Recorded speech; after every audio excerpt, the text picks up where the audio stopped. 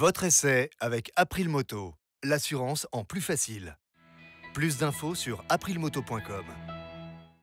All my life been looking for it. I think I found something to help with easing the pain. I've been going to the racetrack, spent all my money on the dog in the bed.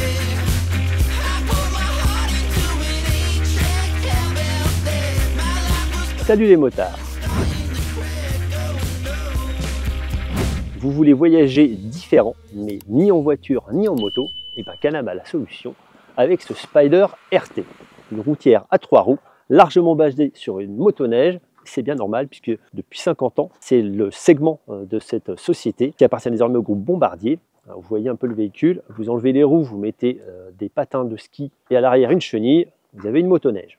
Là en l'occurrence, c'est un Spyder avec dans cette configuration RT une machine particulièrement routière. Cet engin est basé sur un modèle 2019 avec pour grande innovation, on va dire, un éclairage entièrement à LED et un écran TFT de 10 pouces 25.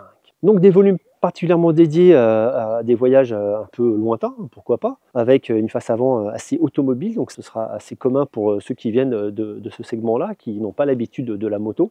Pour les motards, c'est un petit peu différent, mais on retrouve quand même beaucoup de choses puisqu'on a un guidon. Donc des éléments de protection assez prégnants, on voit des surfaces assez larges, notamment une bulle aussi électrique. Voilà, elle est en position haute, je vous la remets en basse, impeccable. Poignée chauffante, selle chauffante, passager, pilote évidemment, des dosseraits, beaucoup d'emport, valise top case, 177 litres, un coffre à l'avant de 24,4 litres. Vous voyez de quoi, un peu comme sur une voiture, avoir des beaux coffres. Une machine qui va reposer sur un châssis acier, un mélange de profilé et de tubulaire sur les côtés pour renforcer l'ensemble. Le tout va loger un 3 cylindres Rotax de 1330 cm3, 115 chevaux à 7250 tours, 138 Nm à 5000 tours, avec pas mal d'électronique, notamment un contrôle de stabilité signé Bosch pour gérer l'engin. Ça c'est indispensable puisque on a des mouvements naturels avec la dynamique qui mettent pas mal en contrainte le châssis et le train avant, et donc si on n'avait pas ce contrôle de stabilité, ce serait compliqué, notamment quand on commence à rouler un peu fort et qu'on charge l'avant justement, et également aussi quand on accélère, on a un contrôle de traction, un anti-patinage, avec un système aussi de contrôle un peu multi-axe comme une centrale inertielle. C'est ce qui permet justement de réguler au freinage notamment les transferts. C'est comme ça que se gère le système de sécurité. Un train avant triangulé, dont l'amortissement est confié à Zax, à l'avant comme à l'arrière. En termes de freinage, on retrouve l'équipementier Brembo avec des étriers à montage radial, 4 pistons, sur des disques de 270 mm à l'avant comme à l'arrière. Alors à bord de cette machine, beaucoup de confort, une selle à 755 mm du sol, donc vraiment très accessible, un guidon proche du pilote, c'est tout de suite une sensation très routière, GT qu'on a en montant sur cet engin. Les motards, cherchez pas, il n'y a pas de levier pour vos gants, tout se passe au pied. Le freinage est combiné, avant-arrière évidemment, donc sous contrôle ABS multi-axe. Alors, on a des grands marchepieds, c'est très confort, donc un peu déroutant pour les motards, déroutant aussi pour les automobilistes avec oui, un guidon. C'est pour ça qu'il y a une formation pour eux si vous n'avez pas le permis moto.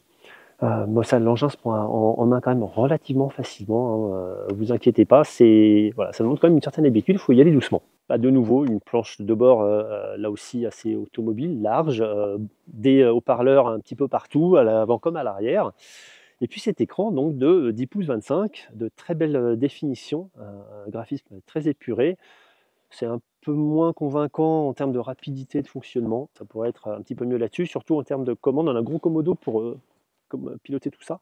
Et il y a pas mal de poussoirs, on aurait aimé avoir un joystick pour rationaliser l'ensemble. Mais globalement, ça fonctionne pas mal, on s'y fait vite. Évidemment, on a un régulateur de vitesse, un commodo droit, et ça, c'est indispensable pour une routière. Pas d'embrayage, on a une boîte semi-automatique, séquentielle, avec des poussoirs au commodo gauche, là, plus moins. Donc, vous pouvez monter les rapports sans problème, et la machine, vous les redescend toute seule si vous décélérez. Vous pouvez évidemment rentrer les rapports quand ça vous chante, mais l'électronique est là aussi pour les descendre à votre place. C'est assez pratique, notamment en ville, on n'a pas sans arrêt à toucher le commodo, c'est bien aussi. Voilà pour les présentations. Maintenant, je vous propose de les rouler avec cette routière sur la Côte d'Azur dans des conditions un peu hivernales. Début d'essai en ville de ce Can-Am Spyder RT qui est vraiment le modèle routier de ce 3 roues avec un confort remarquable tant en assise qu'en ergonomie. On est assis très droit, avec un guidon assez large. On est bien inséré dans le cockpit. Et une direction très réactive, direction assistée. L'injection est très bien calibrée. Ça a des accélérations millimétrées, donc pas d'à-coups en ville. Et puis cette boîte séquentielle fait un très bon travail. C'est à vous de monter les rapports, mais par contre l'automatisme redescend les vitesses automatiquement. Et c'est beaucoup de confort dans les évolutions urbaines. Le 3 cylindres Rotax est assez idéal comme architecture. Il y a du couple, de la disponibilité. Là, on va le voir aussi, pas mal de puissance. Là, on va aller prendre l'autoroute. Au-delà de 4000 tours, la machine accélère très franchement. On a une très bonne tenue de cap. Même si, effectivement, vous voyez, il ne faut pas bouger trop au guidon. Il y a encore une fois cette prise en main qui demande à être assimilée avec un engin de ce type. On n'a pas d'oscillation si on n'est pas cramponné au guidon, si on reste souple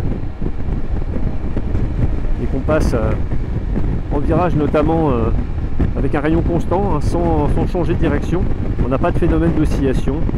Aux allures légales, c'est vraiment pas mal. Là on est à 110 sur cette autoroute, 3500 tours environ. Aucune vibration, hein, ça c'est aussi à noter. Avec un modèle qui est discret en sonorité, mais ça convient bien justement pour une machine qui se destine au long cours, pour pas fatiguer l'équipage. On va passer la bulle en hauteur.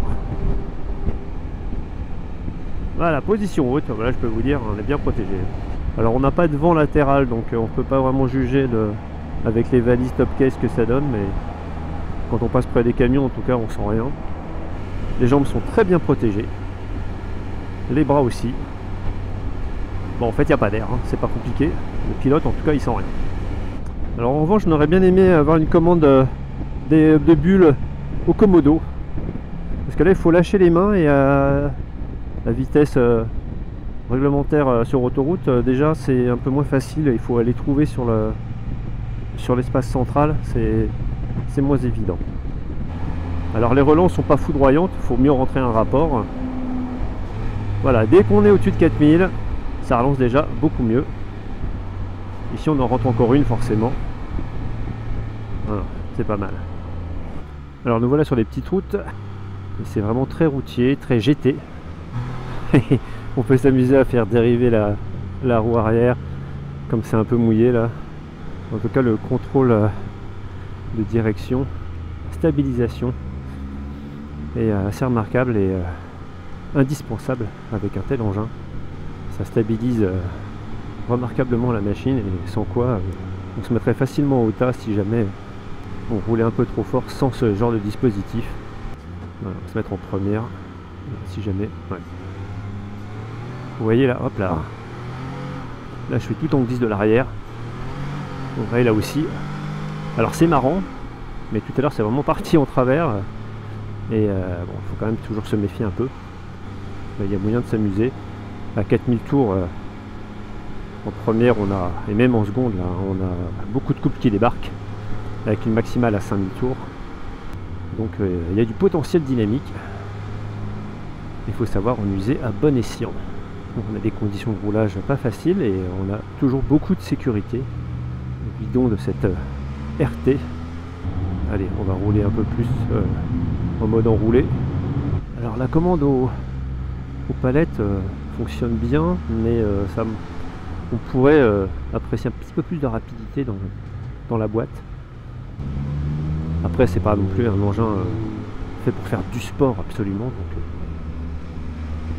il y a déjà largement de quoi s'amuser. Vous voyez là, hop, travers. Je viens de le faire exprès évidemment, hein, mais c'est pour vous dire que ça manque pas de chevaux, ça manque pas de mécanique. Et à la limite, on aimerait presque avoir une boîte toute automatique. Donc à l'issue de ma prise en main de ce Can-Am Spyder RT, eh bien, écoutez, je suis assez emballé par ce véhicule qui est très efficace, très confortable surtout, vraiment sur la durée, c'est ce qui est le plus appréciable. Performant aussi, on a quand même un 3 cylindres qui est très disponible, très doux, avec très peu de sonorité. On a de la boîte à air qui s'ouvre bien quand on passe les 4000 tours, mais ça reste raisonnable. Un échappement aussi qui reste assez doux. Moi je trouve ça très agréable pour une machine avec laquelle on est censé faire pas mal de kilomètres. Voilà, on n'est pas agressé par la sonorité de l'engin, c'est vraiment bien à ce niveau. Un ensemble assez convaincant avec beaucoup de capacité d'emport. On va rester quand même mesuré en termes de dynamisme. Quand on a des grandes courbes à des vitesses qui commencent à devenir élevées, 110, 120, 130, pourquoi pas. Il n'y a pas de louvoiement, c'est pas ça, mais on sent que la machine travaille quand même pas mal. Ça va très bien sur le réseau secondaire. C'est vrai qu'à des vitesses un peu plus élevées, en grandes courbes, ça dépend un petit peu des sensations de chacun. Nous, on a préféré réduire un petit peu l'allure à certains moments. Par contre, sur des trajets sinueux, sur les routes, les petites routes là ici qu'on a dans le coin, c'était assez fantastique. Alors par contre, il y a une façon de piloter cet engin. Il ne faut pas hésiter à travailler un petit peu avec le corps. Donc là, les motards retrouveront un petit peu cette sensation d'aller se pencher un petit peu. Pour les automobilistes, c'est un petit peu différent.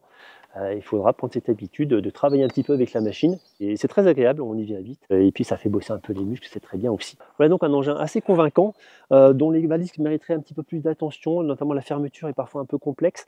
Une électronique qui est connectée à Apple CarPlay, donc qui certes permet d'avoir un GPS depuis votre téléphone. Il n'est pas intégré au véhicule, mais par contre avec un téléphone Android, vous ne pouvez pas vous connecter. Et puis surtout, on a une connexion avec ce GPS de votre téléphone avec lequel on a eu quelques soucis. Ça déconnecte de temps en temps. Alors nous, on avait un système qui était à l'intérieur, qui était connecté à l'intérieur du top case. C'est peut-être pour ça aussi qu'on a eu ces petits soucis-là. Donc voilà, c'est tout ce qu'on a pu noter de points d'achoppement sur ce modèle. C'est pas grand-chose.